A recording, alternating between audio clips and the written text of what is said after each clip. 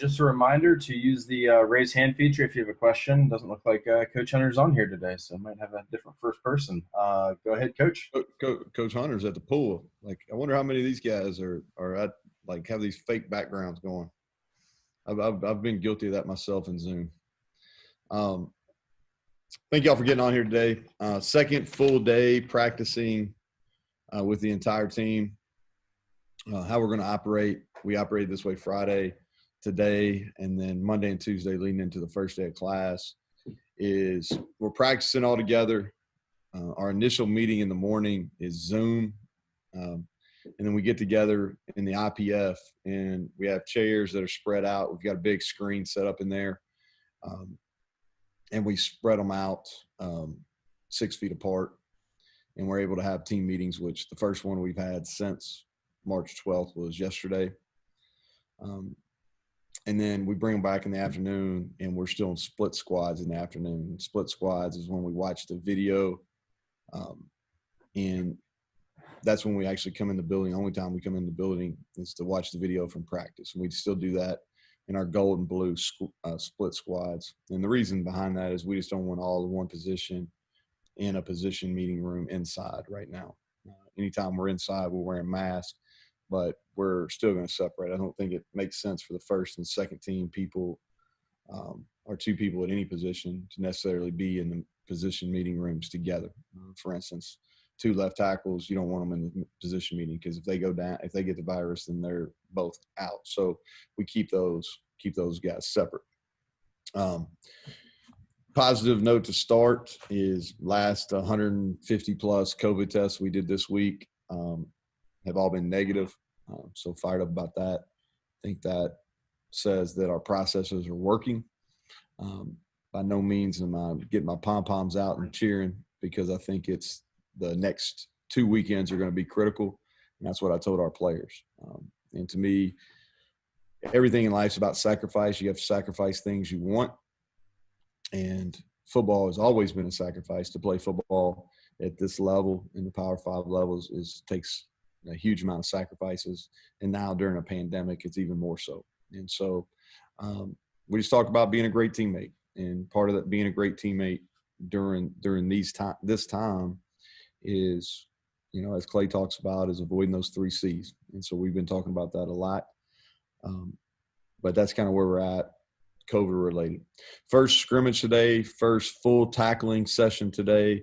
We just put the ball down and played a lot. Conditioning wise, we're not where we need to be. Went approximately 40 plays with the 1s and the 2s and 20 with the 3s. Worked some situational situations also, 2-minute goal line, third downs, red zones. Without watching the film, but I stood behind it today. This is who I would consider had some of the top performances. I'll start with defense. X-Ray Lowe had a pick that ended a 2-minute into game. I've been impressed with him. I think that he's shown improvement. He definitely has talent. He's gotten his weight up where it needs to be.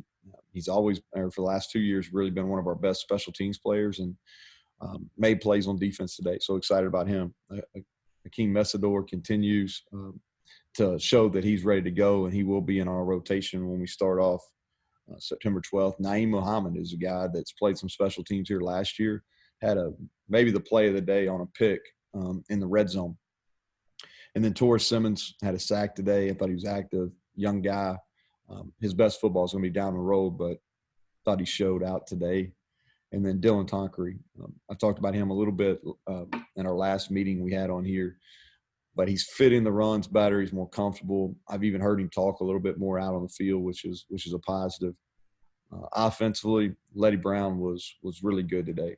And he's a guy that I think for us to be one of the most improved teams in the country, he's got to be a guy that's consistent for us. Thought he was patient today. I thought he finished runs, made guys miss and broke tackles at the second and third levels, which has been a point of emphasis Chad Scott's had with him. Bryce Wheaton, I can't remember if we've had 9 or 10 days of practice. Forgive me, it's all running together. But he's had really good days except for one. And he's got talent. He's got the size. He's got the speed. He's just got to put it together. And he's been he's a little bit further ahead than maybe I thought he would be, and he had some big plays today. Almost went for 100 yards. Reese Smith had his best day as a Mountaineer. Had 5 catches, I think, and was really productive. Several of those were third downs. And then Grayson was really, as a guy, I love the way he plays. He competes. He's one of our best perimeter blockers, and he's got a future here. Special teams, Evan Staley, outside of one day, has had a nice fall camp to this point. And then Bonamico is a guy that keeps showing up on special teams. And so those are some guys that performed well today in the stadium. And with that, I'll open up to questions. If Greg's not on here, then Grant, you pass it to the next guy. All right, just a reminder to please use the raise hand feature. Where's Creedy been? Creedy hasn't been coming to these, Monty. He quit. Herzl, can you hear us? I can. All right, here we go. First question, Bob Herzl. Wow, how about that? God, I forget what I wanted to ask. To be honest with you, Coach, I wanted to know if this team has started showing a personality yet, and how can you tell what kind of personality a team's going to have, and how do you develop that? Well, that's a really good question. And are you on Zoom or are you calling in? I'm calling in, but okay. Right. you'd rather hear me than see me. That's probably accurate. I will say that's probably accurate. I don't know if this team has developed a personality. We've got some guys that have played some football. We're relatively inexperienced. We're probably more of a coach-driven team than a player-driven team from a leadership standpoint at this point. I hope that changes, and I think the tide's starting to turn, but we're not completely there yet. What I hope our team is going to be is a team that plays with a chip on their shoulder and that really has something to prove. And if you look at where we've been picked preseason-wise, which I know everybody on here has seen that, is I always talk to our guys, you either prove them right or you prove them wrong. And it's no different with Darius. Darius, got on an All-American team yesterday, and you saw me. I tweeted at him. I said, hey, prove them right. Because if you get accolades, you got to prove those people right. And then if you're not picked where you want to be, you got to prove them wrong. So I hope our team is really hungry. I hope 2 weeks from now you ask me that, Bob, and I say, man, we're a hungry team that's playing with an edge. That's what I hope. We're not there yet. Part of that is we've only been together literally 2 days all together since March 12th. So I don't think we've had enough time to really develop an entire team. Next question here from Nick Farrell. Nick, go ahead. Coach, no positive test results since preseason camp began. How important has your support staff been, athletic trainers, medical staff, equipment staff, through this entire process? And then as a follow-up to that, as you advise your players to make smart decisions, is it possible that they can be seen as leaders on campus, making smart decisions, not just for the sake of football season, but for the safety of the campus community at large? Yeah, we've had one positive. I think I get lost in all these updates. Seriously, I know that we release some from the athletic department, all that kind of stuff. I kind of get lost in them. We've had one positive since we started fall camp. I think it was maybe the day after our last release. So we've had one. Whenever they release that again, I'm sure it'll come out. But we've had, to be completely transparent, we've had one. Thankfully, it didn't knock out, I think, but 2 people. I think that was a little bit of that was, and I'll say this: the positive guys had a negative sense. So I'm not sure kind of where that stands. And that's one of these things during this pandemic. Had a positive test, and 2 days later had a negative test, which that's the first time we've had that happen.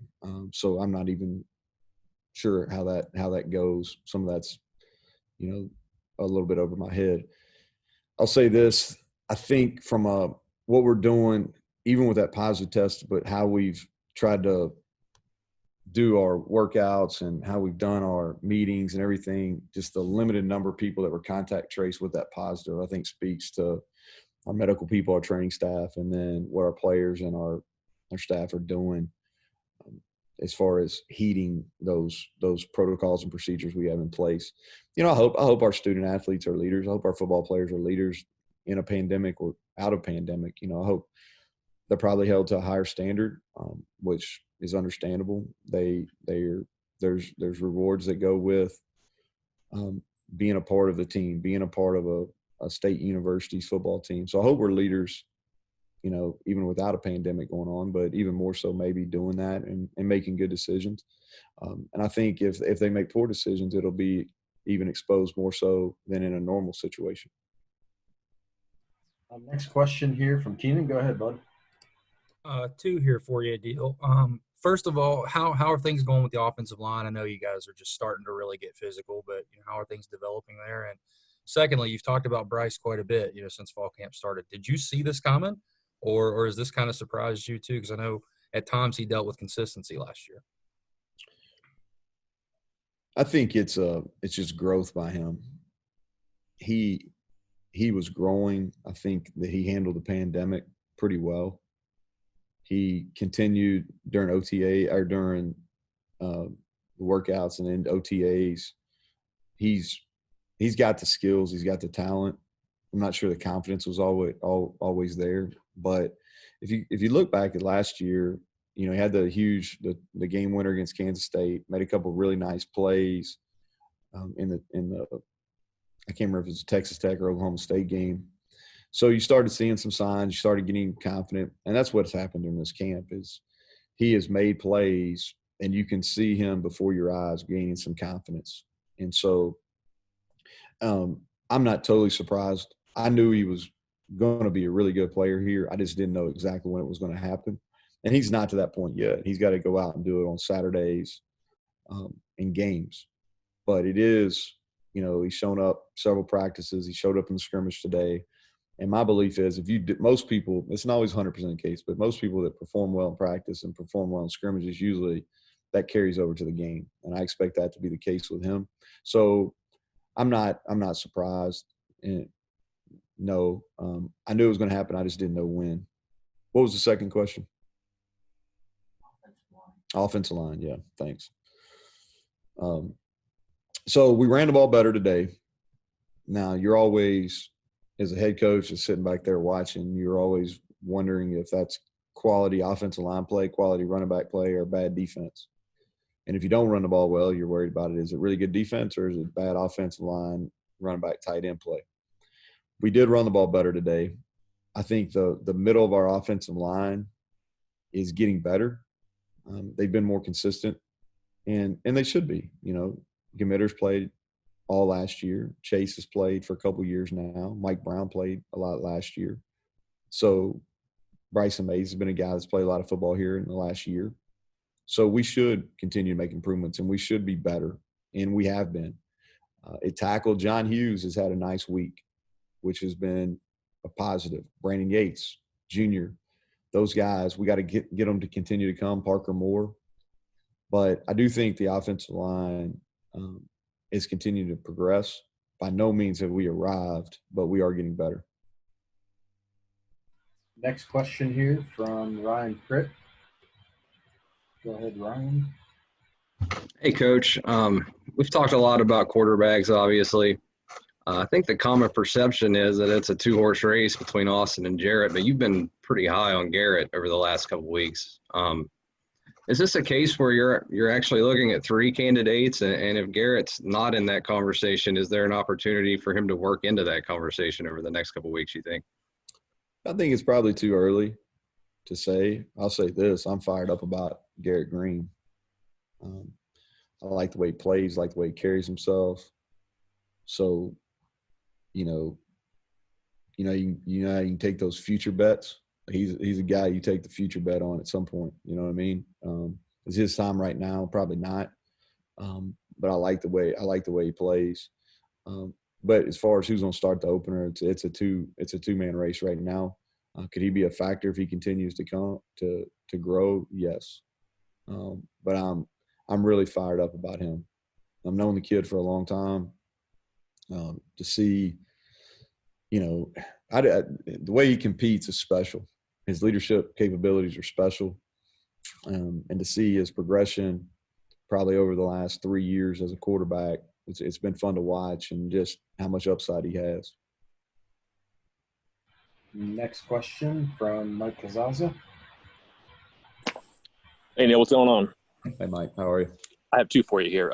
One is kind of just extending on the offensive line a little bit, but the offensive line, the defensive line, you have a number of either true freshmen or junior college players or redshirt freshmen who haven't played, maybe haven't found a home yet. Where are you beginning to figure out you have answers? And then separate from that, the ruling yesterday where everybody gets free year eligibility kind of swells your depth chart a little bit, and you can play guys who otherwise might normally keep on ice for a year. How does that change your thinking? Well, let's talk about the second question first, and we'll come back. So I think a lot of credit needs to go to Shane Lyons.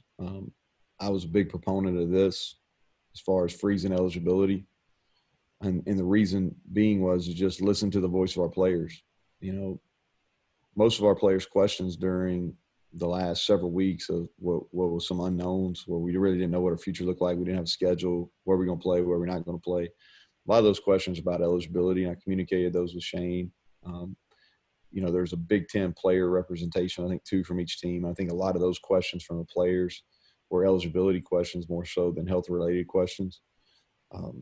And so I think Shane was critical through the oversight, through the NCAA committee that he's on, is getting it to the point where it's at. And I'm in favor. I think it's fair. I think it's great for the university to play. I think it's great for the student athlete to play. And now there's if they're comfortable with the health related risk associated to it with playing right now, then they don't have to worry about the eligibility piece. I think there's some roster things you'll have to figure out, some scholarship ramifications, things like that. But I think that's for another day. I think for right now, this is the right decision to allow guys to play with a free mind and not worry about, hey, is this going to be worth accounting for one of my 4? Now they freeze eligibility and they can play and really play without concern over eligibility. So I'm in favor of that. I think the change for this football season, what it'll do is it makes more guys available for you, probably on special teams, and you're not worrying about, is this one of the 4 games I'm going to play? Because that's a little bit of there's a lot of strategy. We talked about this some last year. There's a lot of strategy in deciding when you're going to play your 4 games. And so, like, I'll give you an example of Sean Martin, who you all know is a guy. He had a good day today. I should have probably listed him. He had a sack and really had a nice day. But he's a guy that if we had normal rules, probably would have redshirted him. We would have really been kind of choosy about where we were going to play him in his 4 games.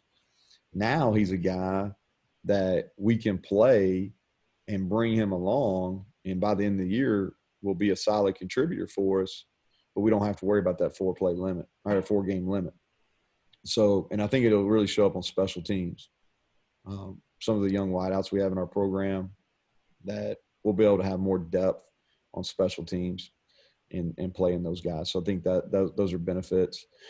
As far as the O-line and the D-line go, is really the evaluations for them basically started yesterday. And they'll go from now till really a week from Tuesday. It's kind of how we'll go about really evaluating and try to establish a 2 deep. My estimation is there's going to be some young guys, some transfers, some junior college guys that will be in that 2 deep for sure.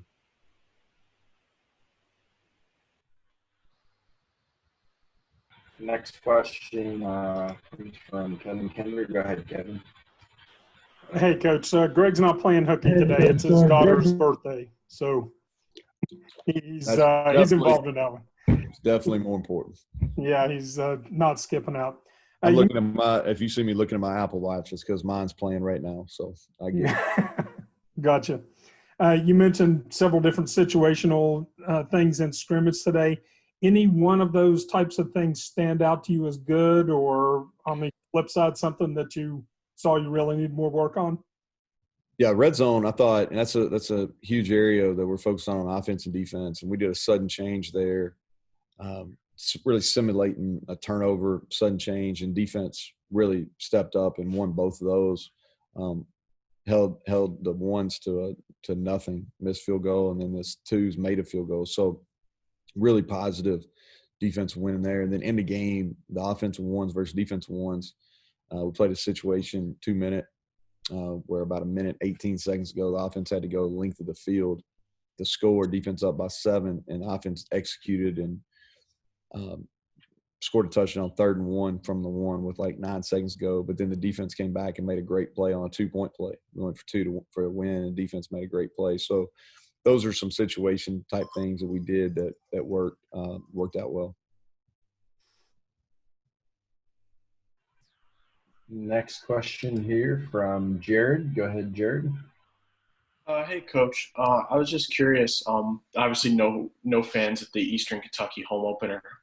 What are your thoughts on, how you think the no spectators should be handled, and do you think it creates a competitive disadvantage by not having a uniform rule across conferences or the NCAA? I think it's impossible to enact a uniform policy. I think it's all about that area where you're located. I'm disappointed we're not going to have fans. I'm probably more disappointed for our fans than I am our players. Our players will be fine. They'll get up. They're going to be excited to play. And would they like to play in front of the fans in a full stadium? Absolutely. But I really feel for our fans because they look forward to it. And we have one of the best fan bases in the entire country. So I really feel for our fans. But I understand the decision.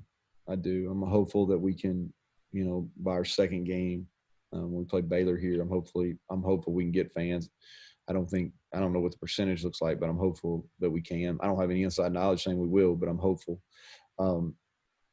But I don't think there's a way to make it uniform. Honestly, I think it's all how the virus is going in that particular area. So whether we play on the at home or on the road, where they have fans or not, we got to get ready to play. It's one of those things we knew was going to be the case. We've been trying to. I think we talked about it last Saturday. Been trying to. We practiced today with no music or anything like that in the stadium. So it'll be the same for both of us. This is the way I talk about it. So have y'all been watching the NBA bubble? Some of the best athletes in the world, they don't have any problem competing at the elite level, with no fans. So if LeBron James can play in front of no fans, I think all the Mountaineers can line up and execute and be excited about playing. All right, we got 2 more questions here, then we'll be done for today. Go ahead, Darren.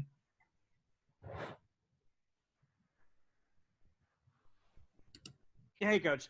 Just looking at the tight end numbers from last year, I think O'Loughlin had 6 catches. Do you aim to get more out of that position group this year, or do you just think maybe the way the Big 12 is going in offense, it's more around the perimeter guys? I think you play to your strengths. So I think that if our tight ends continue to improve, then they can be weapons, but they got to continue to improve. I think Mike and TJ Banks both have really good ball skills. They've improved their route running. They both had some catches. Or TJ had a blister, so he didn't go as much. We kind of held him back today, but Mike had a couple catches. They've had more catches in fall camp than they did a year ago.